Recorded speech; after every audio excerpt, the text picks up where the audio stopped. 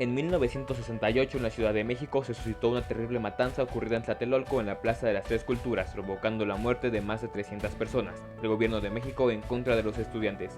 Ese año, caracterizado por las detenciones masivas, arbitrarias e ilegales que se realizaron durante este periodo y por la planificación detallada y el alto grado de entrenamiento de las fuerzas represivas que participaron en los hechos. Tuvo también un carácter social, ya que además de participar los estudiantes universitarios de preparatorias entre otros, se unieron profesores, obreros, amas de casa, sindicatos e intelectuales tanto de la Ciudad de México como del interior de la República. Demostró que en México no se vivía en paz.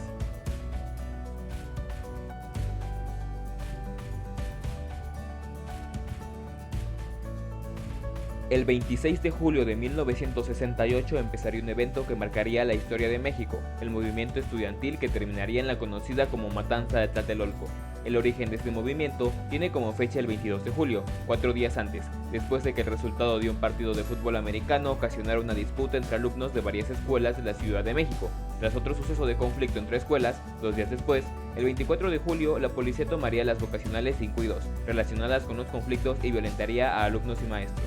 Es por esto que el 26 de julio se convoca una manifestación en contra de las acciones de la policía por parte de la Federación Nacional de Estudiantes Técnicos, a la par que la Central Nacional de Estudiantes Democráticos denunciaban agresiones realizadas por la policía y granaderos durante un mitin de apoyo a Cuba.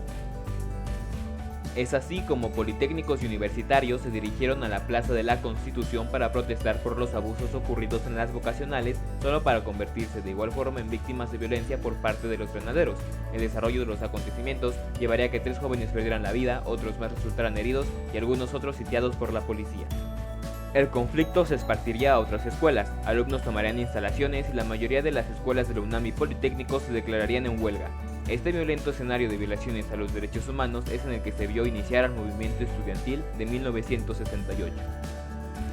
Causas económicas. Hasta 1968 la economía había estado bien en términos de crecimiento medido por el Producto Interno Bruto y en términos de estabilidad, y si en el México de entonces no había inflación, tampoco había devaluaciones.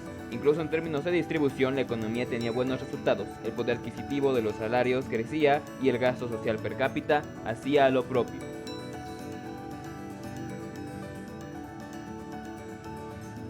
Causas políticas. La masacre fue cometida por el ejército mexicano y el grupo paramilitar Batallón Olimpia en contra de una manifestación pacífica. La presencia de este batallón en el lugar de los hechos fue negada inicialmente por el presidente de México, Gustavo Díaz Ordaz, aludiendo que su función era custodiar las instalaciones para los Juegos Olímpicos. Los Juegos Olímpicos, en contraste, esa época ya es recordada como la matanza de Tlatelolco del 2 de octubre de 1968.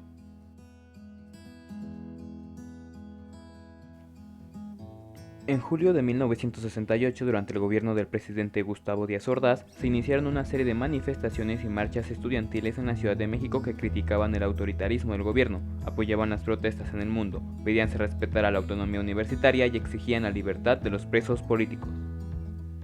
La principal demanda del movimiento estudiantil fue la libertad. Buscaban un cambio democrático en el país, mayores libertades políticas y civiles, menor desigualdad y la renuncia de un gobierno en turno al que consideraban autoritario.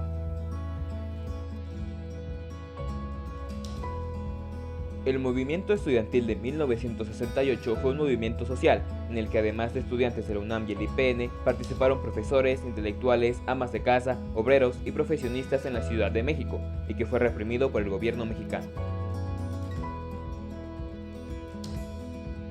El 30 de julio, representantes del Politécnico se reunieron en un comité coordinador, de ahí nació el Consejo Nacional de Huelga, formado con delegados electos en cada una de las asambleas de las escuelas en huelga. Eso le dio una representatividad indiscutible y al mismo tiempo hizo de las asambleas las plataformas para la organización y el debate. El CNH llegó a reunir a representantes de 77 escuelas, incluyendo universidades de otros estados. Las consecuencias de la tragedia del 2 de octubre de 1968 no han sido un tema recurrente de estudio, sin embargo se pueden enlistar algunas.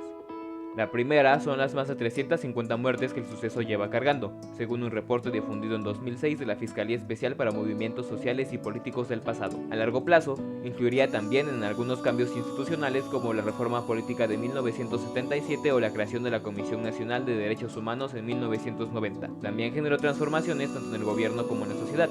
En el gobierno, Luis Echeverría buscaría destituir a los funcionarios señalados como responsables del suceso. En la sociedad, surgió una etapa de duro cuestionamiento contra el Estado motivada por la violencia que los estudiantes sufrieron. Este suceso resume que lo que provocó la matanza de estudiantes del 2 de octubre de 1968 fue la intolerancia del gobierno de Gustavo Díaz Ordaz ante las manifestaciones, que por lo general eran llevadas a cabo por los estudiantes que estaban inconformes por la forma de gobierno que estaba rigiendo a México en esos años. También por la intolerancia hacia las peticiones de estos movimientos, tales como democracia verdadera, mejores condiciones de vida, justicia e igualdad para todos, así como la libertad de expresión.